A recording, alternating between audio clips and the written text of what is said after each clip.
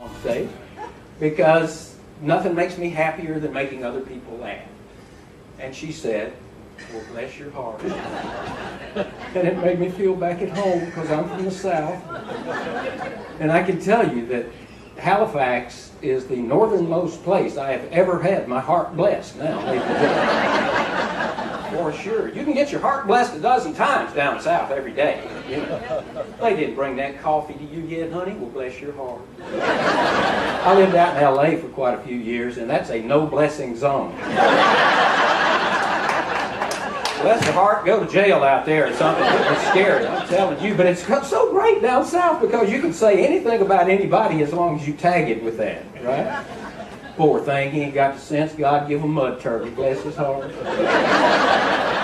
Ugly as a fuzzy-headed bullfrog, bless his heart. I hope they get that child some braces. She could eat watermelon through a picket fence, bless her heart. I tell you what I like about that shower, that retractable dental floss attachment.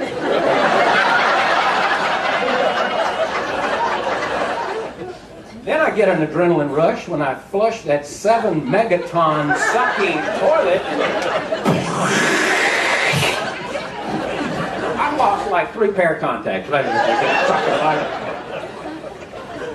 In my room, there's actually a sign behind the toilet that says, do not flush while seated. You don't have to tell me twice. You might have heard about the poor guy that flushed while seated the other day. He beat us to Bar Harbor by 3 hours.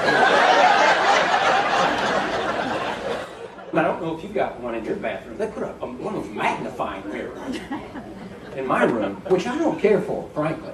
I mean, it's fine for you ladies, you know, you've got the smooth faces and everything, but us guys, that's too much information, I'm sorry.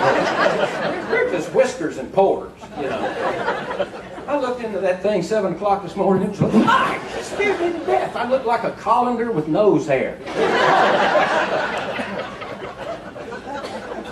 Here's a tip, though, guys. If you step out of the shower and just walk over to that thing, it will boost your self-esteem. I'm just telling you.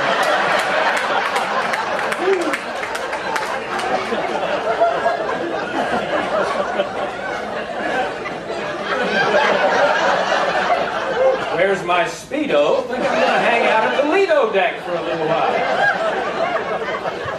A cousin of mine came up to me and said, Mac, I've been studying up on the family tree, you know, genealogy and all that. She said, did you realize that you are 164th Choctaw Indian? I thought, wow, that's pretty interesting. So, you know, I studied up, did a little research on the culture and the history of my people. And I find it fascinating, but I also find that it hardly ever comes up in the conversation. You have to bring it up yourself. Like, I fly a lot, so after a couple of long hours on a boring flight, just to kind of break the ice with the person sitting next to me, I might say something like, hey, hey, hey, hey, hey,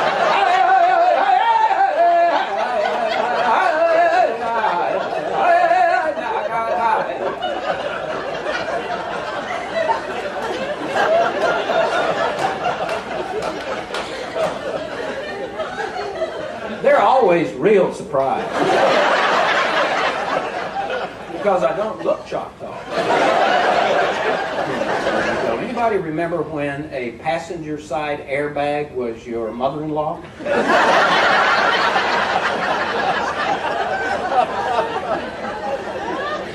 Remember when an air purifier was just a box of matches on the back of the toilet? You know, when I was a kid, if you wanted to see a purple-haired woman covered with tattoos and a pierced tongue, you had to buy a ticket. Now you just walk into Starbucks, and there she is behind the counter with that spark plug stuck through her tongue. You know? I make them say something complicated so she might chip a tooth. Double grande frappuccino.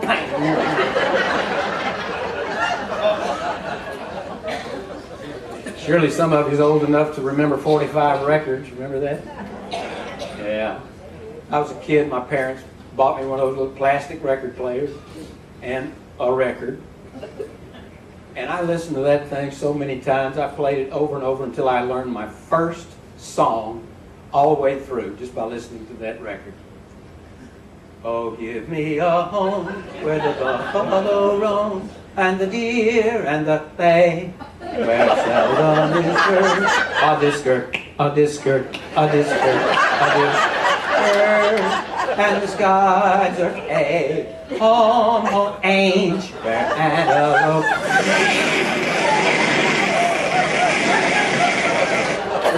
is heard of this skirt, howdy all day. Hey, hey. Thank you so much for coming out to see me tonight. I had a great time with you folks. Thank you very much.